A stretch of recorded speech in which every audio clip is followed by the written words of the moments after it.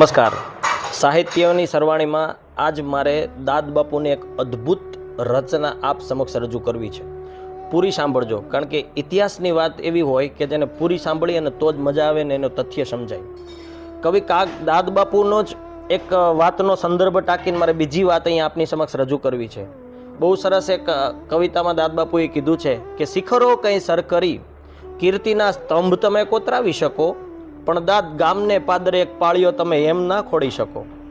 ગામને પાદર એક પાળીઓ તમે એમ ના ખોડી શકો. તમારા નામની તકતી તમે ક્યાંય લગાવી શકો, પણ પાળીઓ થવા માટે તો મરવું પડે. દરેક ગામના પાદરે કેટલાક પાળિયાઓ ઊભા છે, અને એ પાળિયાઓ છે ને એ માત્ર પથ્થર નથી, પણ આપણા ઇતિહાસની ઉજળી પરંપરા છે.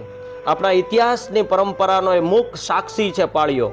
100, 200, 400, 500 વર્ષ પહેલાં ધર્મ માટે, સંસ્કૃતિ માટે, પરંપરા માટે, ગામ માટે કે ગાય અને સ્ત્રી માટે કોઈ વ્યક્તિએ પોતાના આત્માનું બલિદાન દીધું છે ને ત્યારે પાળીઓ થઈને ખોડાણો છે. કોઈ કવિ પસાર થાય છે અને પાળિયાને જોઈને એને એમ થાય છે કે હું તને એકાદ બે પ્રશ્ન પૂછું કે આજ પૂછું તને પાળિયારે તારા દલડા કેરી વાત. આજ પૂછું તને પાળિયારે તારા દલડા કેરી વાત. પાદરમાં કેમ ખોડાણા અને સિંદૂરે કેમ રંગાણા? ત્યારે પાળીઓ જવાબ આપે છે. પાળિયામાં મૂક વાચા કવિ પોતે જ પૂરે છે, કારણ કે એ કલ્પના શક્તિ કવિની હોય છે.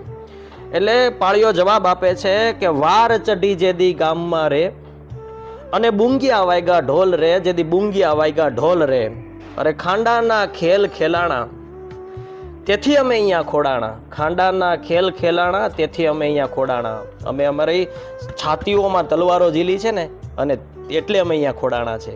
કોઈને મન થયું ને પથ્થર ઊભો નથી કરી દીધો.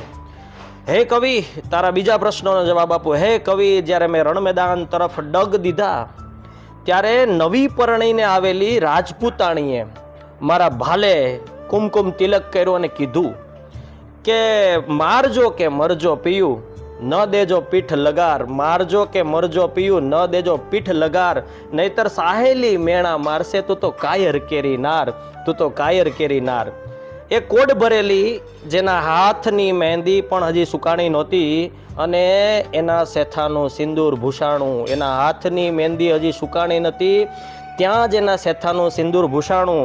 હવે જાજુ મને પૂછમાં રે કવિ, કરવા દે વિશ્રામ રે કવિ, કરવા દે વિશ્રામ.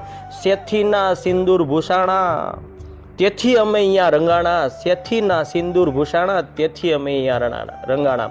પહેલા પ્રશ્નનો જવાબ છે કે ખાંડાના ખેલ ખેલાણા તેથી અમે અહીં ખોડાણા, અને સેથીના સિંદૂર ભૂષા